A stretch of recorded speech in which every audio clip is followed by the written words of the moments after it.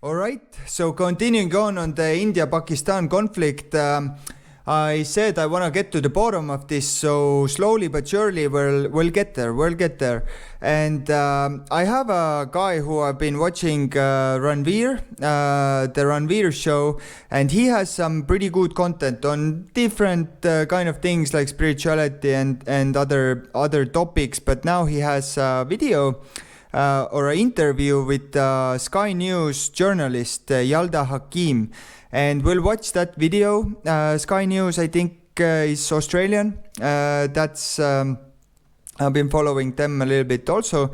And yeah, let's start. There's two videos, so let's start with the first one. Yalda, you're of Afghan origin. You grew up in Australia. You're currently working in the UK. I think that you're a very strong neutral in this whole situation, especially considering all your work as a journalist. What do you see as the key differences between the two countries? I have been inside Deobandi madrasas in Karachi. You know, I have spent time with the most extreme forms of these groups where they, in seminaries, in madrasas, where I have seen with my own eyes the indoctrination of young people and the justification like the terrorists of too, yeah? How they view the world and how they prosecute, you know, what they're doing in terms of creating these hardliners in their country. And, you know, I put to one of the retired Pakistani generals I interviewed, he said to me, you know, come here, you know, come and see for yourself, come and see our country. There is no Jaish-e-Mohammed, there is no Lashkar-e-Taiba. And I said, look, in Bahawalpur, the leader of Jaish-e-Mohammed, the founder of Jaish-e-Mohammed, whose core idea and the mindset is, you know, for them to take Kashmir back. They see that as their core fight. He, the founder, Masood Azhar, said 10 members of my family have been killed. So now I kind of understand why they're so desperate. They're made up their mind that Kashmir is theirs, much like, you know, Russia has their territories that they claim theirs. And now they cannot give up because they've made that claim that that area is theirs. I get it. He himself said it. So that's the whole conflict, what it's behind, who were right? taught in those madrasas say that the madrasas were cleared because we had intelligence that India was going to launch strikes on us. Where did they get the intelligence? And one important thing I wanted to mention here is that all these people, they always make claims like, let's go back in the history, let's see how it is then. But the further you go back in history, it always keeps changing. Like that area, that you cannot claim some area by historical statements, because anyway, if you go further from these statements, it used to belong to someone else or some other territory. Why? It's just nonsense. So that is what, to the detriment of the Pakistani people, the ISI has decided it wants as its policy. Not only does it have nuclear weapons, but it also has decided that it wants to back and fund these terrorist groups. These two things don't mix well together. And this is a very different offering from what India is and what India has become. And we spoke a little bit earlier on the podcast about the talent that India is exporting to the world, what it is creating for itself domestically, and the offering of the two nations is incredibly different. And Washington has understood India's role in terms of its rivalry with China. And therefore, they have developed this extraordinary partnership, bipartisan partnership over the course of the last 25 years, as India has emerged as not just a regional but a global player. And so I think it's important that Western capitals understand, where terrorism is bred from, why that's an issue, why it can become, an issue for the streets of London and New York, if people don't fully grasp that it isn't just held and confined to the region to Afghanistan. I mean, right now, the relationship between the Pakistani government, the ISI, and the Afghan Taliban, which they, nurtured and help grow and regroup and fund and brought their fighters to have bases in Pakistan and gave them space in their hospitals. And when the Afghan Taliban took over Afghanistan again, and NATO forces, the Americans, had to leave and withdraw, we saw the ISI chief drinking tea while Western capitals were in despair and trying to take their civilians out, trying to take their embassy staff out. 13 American servicemen and women were killed in a blast by ISK outside of Kabul airport. The ISI chief was drinking tea at the Serena Hotel in Kabul and celebrating their win. And yet these are things, whether it's Osama bin Laden, whether it's the clear acceptance that our boys are back in town, is blatantly there, and yet there is no accountability. Yeah, so I think what you're trying to say is that the root cause of especially most of our conflicts in the subcontinent is this element of terrorism, which is state-sponsored, especially in Pakistan.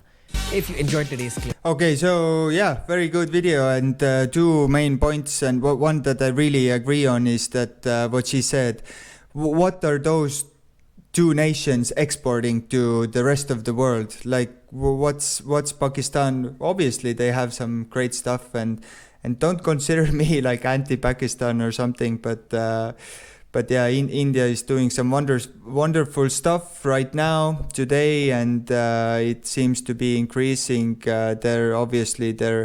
Their values are, they're very peaceful, and they export mental well-being and so on. But another thing is that Kashmir, this is the thing that once you lock on to something, once you cannot really let go of it. So like Pakistan has done to Kashmir, or India, and it's a complex thing, but neither side can really like let go of it, because it makes them seem bad and weak. Anyway, let's get to the next video. There's on this topic also. Considering that this conflict has gone on for the last couple of weeks, my question to you is more from a global perspective. Do you think the world understands exactly what's happening in the subcontinent at this point? And do they also kind of remember that Osama bin Laden was found in Pakistan? And is that a thought bubble for the rest of the world?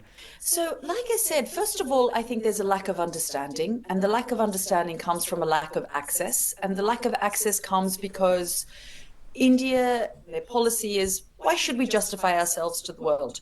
We are a great power. We are a superpower in not just the region, but globally.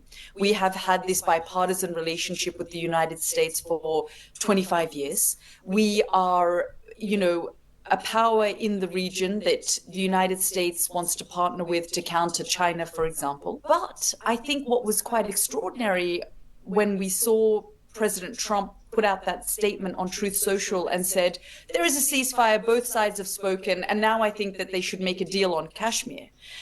That is something that India would have, felt angry, because their feeling, and I don't want to speak on behalf of India, but my understanding and reading is that we are not on equal footings. We are a great power. Pakistan is a much weaker power. We don't want other great powers tangled up in our backyard. We want to deal with our issues ourselves. And Pakistan feels, well, we are a weaker nation. We're a smaller nation. Therefore, we want other great powers. We want China tangled up here. We want the United States tangled up, and so this sort of complexity isn't fully grasped, I don't think, by the US president, who came out and said that. I don't think Western audiences fully understand. And for me, why I believe it matters is because when a state is a state sponsor of terrorism and was on a grey list, and Osama bin Laden was discovered there, if the West doesn't hold the state accountable, and when Osama bin Laden in 2012 was discovered just a stone throw away from a military headquarters and base. The CIA director at the time said either Pakistan was complicit or it was incompetent. And at the time, Pakistan the ISI pleaded incompetence.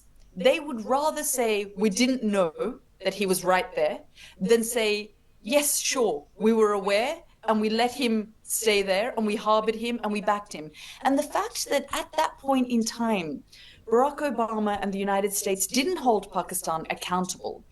In the dead of night, they sent Navy SEALs to the country to take out Osama bin Laden and didn't inform their ally Pakistan and their partner Pakistan in the war on terror that we're doing this because they were so worried that the operation would fall apart, that somehow Osama bin Laden would be tipped off and that he wouldn't be there when the Navy SEAls got there. Yeah, tells these are you everything complex about issues. What conversations were being had behind closed doors. If they didn't understand it then, the role of the ISI, and they still continue to give them billions of dollars, I don't think they can understand it now. Yeah, some key points I wish to bring up. Again, I think that if the world doesn't sit up and take notice of everything that's happening in Pakistan, it's a matter of time before we see another global terror attack at the scale of everything that happened in 2001. The more and more I listen to this, like Pakistan seems, I mean, no offense to anybody from there, but it seems like I don't know what to say, like a can of worms, a worm nest, something like that. And the early 2000s. It has become a terror hub for the world. It's just that in India, unfortunately, we know about the Lashkar-e-Taiba, the Jaish-e-Mohammed, because the terrorist attacks are targeted towards us. But the nature of terrorism is such that eventually it's not going to be limited to one target country. It has the potential to spread all across the globe. And India's main narrative to the world is, hey, we are a GDP that's 11 times the size of Pakistan because we're focused on our own economy, we're focused on job creation, we're focused on building businesses. We don't want a war, but we will retaliate. That's the narrative that India wants to tell the world, that we don't want to be the aggressors here, we're simply retaliating, but we're hoping that the world listens, not just for our sake, but for their own sake as well. Terror is the enemy of humanity, not just the enemy of India. Yeah, I think that, first of all, I think, the nature of Indian media, from the Western perspective, when they look out, there is a lot of like breaking news headlines and there's a lot of flashy headlines so true. that I think, is different to the way even going to India, like those buses, everything has to have neon lights, everything like aggressive marketing and so on. That's so foreign to, especially like me coming from a colder country, and yeah. In which, and that's the style of Indian point. journalism and Indian media. But I do think that it's really important to, in a thoughtful way. And that's what I covered in the previous, or one of the previous videos, Nitya Ambani, where you can check it on my channel, what she did on bringing India's culture to the world, is that's so foreign. Like that news, presentation and what she's talking about, that's so foreign. Those buses with neon lights and everything, like in your face, aggressive marketing, that's so foreign. So it's very hard for the rest of the world to digest news and so on from India. In an impartial way, tell the story of your country and your understanding of its role in geopolitics, in the region, in the wider international community, and why India matters for Western capitals around the world. I mean, you look at the top CEOs in the United States, they're all Indian nationals. They're all have a connection to India. They all were either born in India. Now Steve Jobs also, Steve Jobs, what's his, Steve Cook? Anyways, the head of Apple, he just moved his business from China to India. Yeah, or of Indian background and heritage. So I do think it's important that connection is made with the West, the understanding of Tim Cook, India's role in the world, and to your point that India's objective is not necessarily to be at war. India's objective is to export talent to the world and retain talent so that it can become, this hub of technology and growth in the region. Yeah. The other. Well, obviously, I mean, they shipped their business to India because of the cheap labor, I would assume, but still they're developing some interesting stuff in there, like the Ambani's family. Well, that's on a totally different topic, but still interest. Might do a video on it. The nature park where the animals reside, or how do you call it, wildlife sanctuary. Other thing that you mentioned about President Trump saying that he was responsible for the ceasefire was met with a lot of backlash in India, especially. Mainly because Pakistan broke the ceasefire an hour after President Trump's announcement. And we also kind of feel that the USA didn't have any role in this whole conflict. I know that Pakistan was supported by China. So you would assume that because America and China are currently in the middle of what I believe is like Cold War Part 2, you would assume that America would have helped India, but there was no help given to us. This is one of the other narratives that the world should know, because I noticed that even on Pierce's show, he positioned America like it was the big brother in this whole situation.